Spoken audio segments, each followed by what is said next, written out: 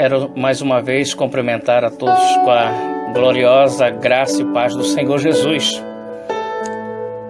Eu estou mais uma vez gravando um áudio para passar para todos os irmãos que estão juntamente conosco, engajados aí na obra de Deus, para a divulgação do Evangelho do Reino, para levar vidas a conhecerem a Jesus como suficiente Senhor e Salvador das suas vidas, levarem vidas que estão aí perdidas pelo mundo afora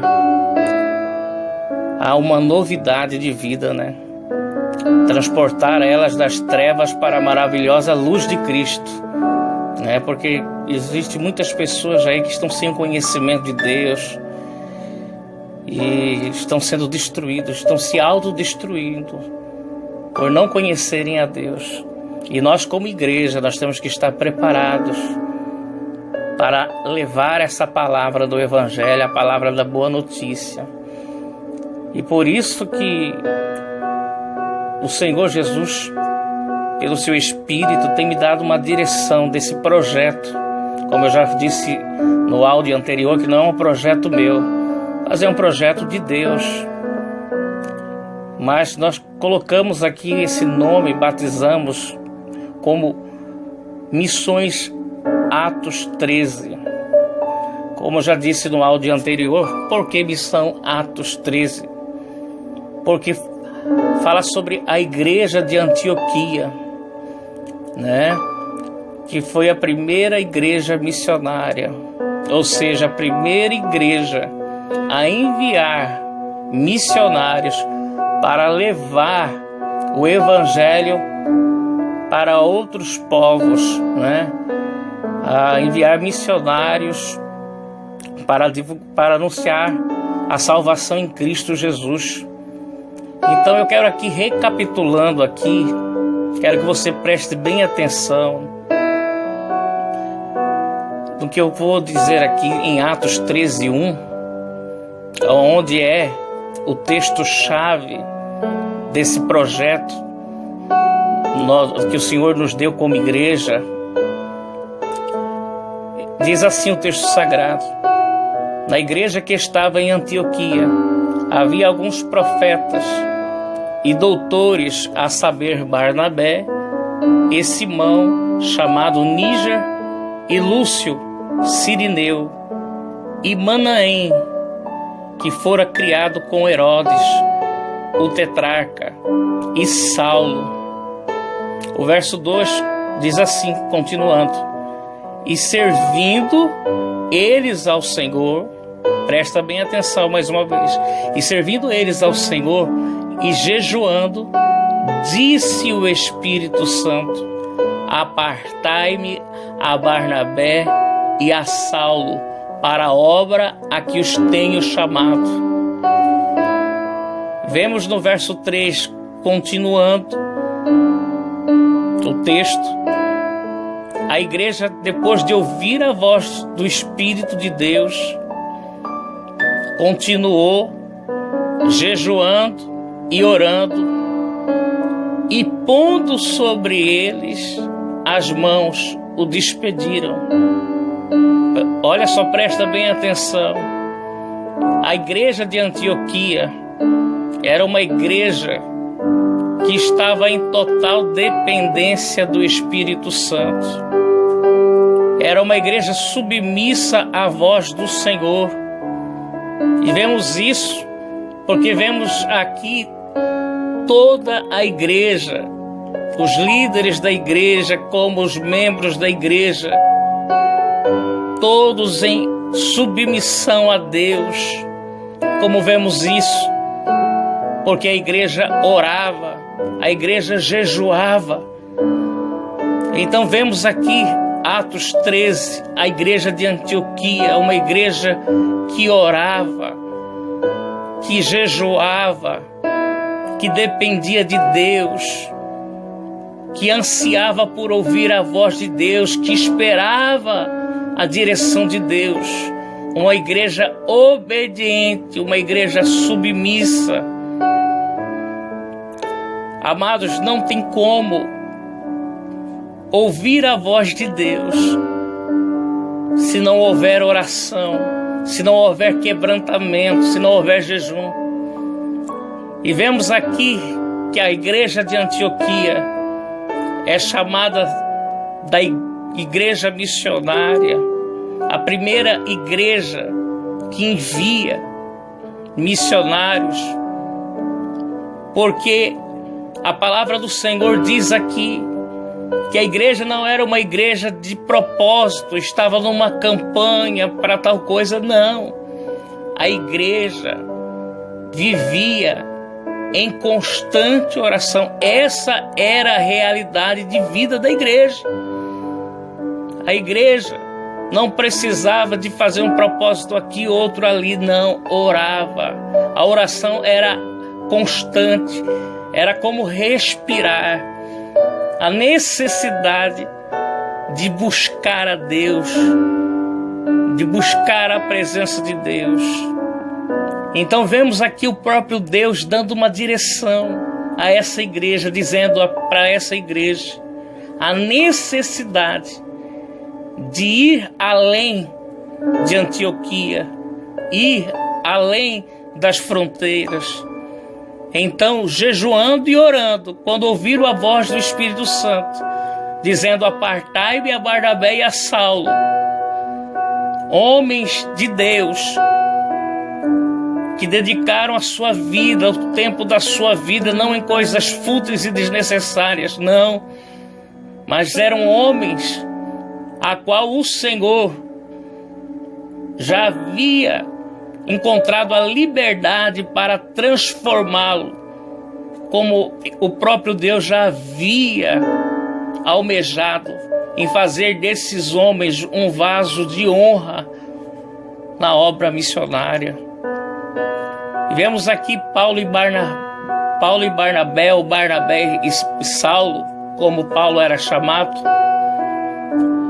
Logo depois desse tema a qual nós vamos abordar aqui, eu quero falar um pouco sobre a biografia de Paulo e de Barnabé também.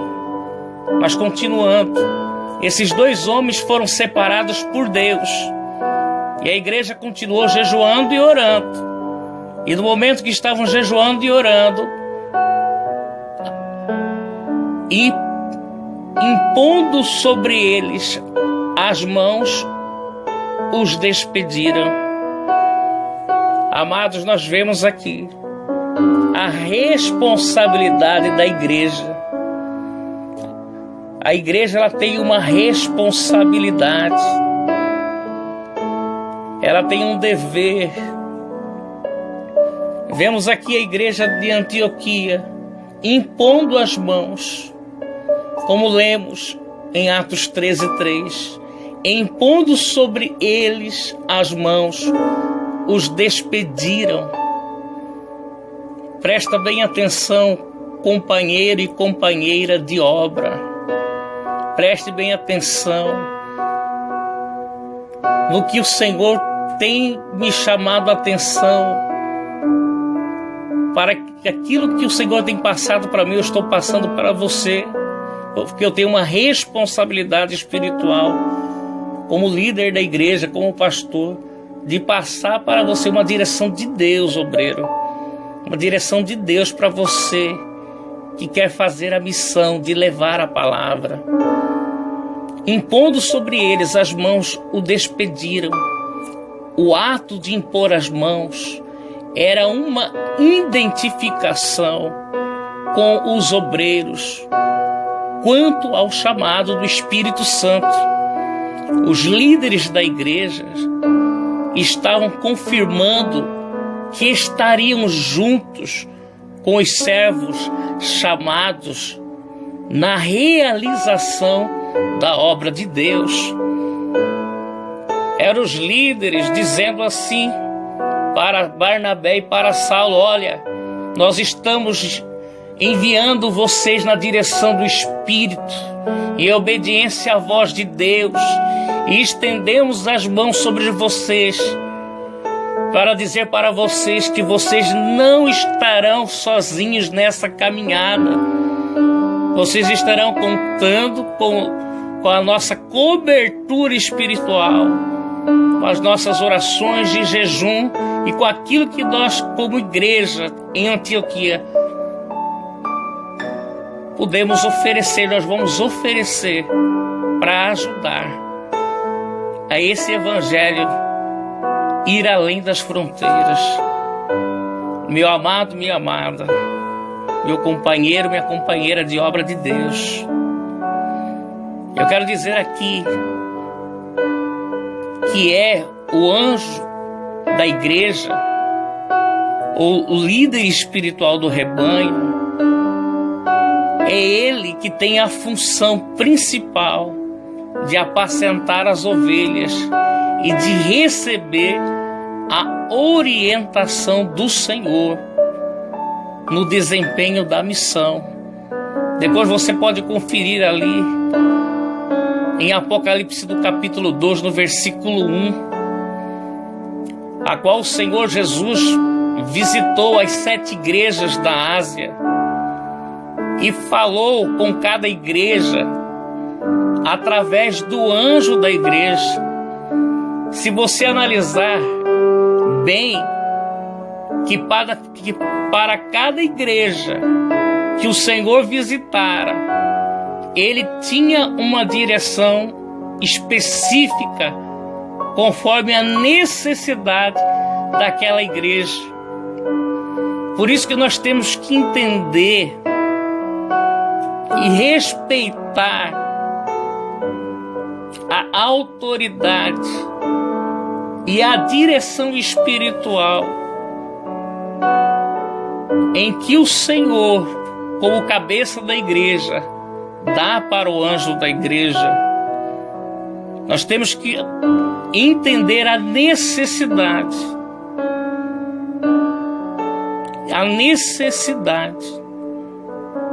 de reconhecer que para cada igreja Deus tem uma direção. Deus tem dado a sua direção para cada líder de cada denominação evangélica. Cada igreja tem uma direção do Senhor conforme a necessidade daquela igreja. Por isso que nós vemos nesses últimos tempos muita confusão e muita perturbação. Pessoas desesperadas de um lado para o outro, buscando ouvir a voz de Deus, mas querem ouvir da maneiras que elas acham coerentes a ela, não em submissão, em obediência ao que o Senhor está querendo passar para elas. Isso tem sido um erro, a qual tem levado a vida de muitos crentes a uma verdadeira tragédia. Não somente uma tragédia espiritual, mas em todas as áreas e sentidos. Porque, meu amado, minha amada, quando Deus quer falar, Deus ele visita as igrejas. O Senhor Jesus ele visita as igrejas e vai falar com cada anjo da igreja, cada pastor responsável por aquele rebanho. Eu quero dizer para você que da qualidade de anjo da igreja, não querendo me vangloriar, porque eu quero dizer para você que maior responsabilidade eu tenho, porque me foi conferida uma autoridade espiritual. E existe um zelo de Deus na minha vida em relação ao rebanho que Ele me confiou. Então é com temor e tremor que eu digo a vocês que estão aí juntamente conosco, engajados na obra e querem servir ao Senhor, mas servir ao Senhor debaixo de uma orientação, servir ao Senhor em obediência, servir ao Senhor, mas não de qualquer jeito para ser mais um entre uma multidão de obreiros e missionários que estão vivendo uma vida totalmente perturbada, destruída, uma vida totalmente desviada, caída, mas como um povo que quer fazer a diferença nesses últimos tempos da igreja do Senhor na face da terra, porque Jesus está voltando.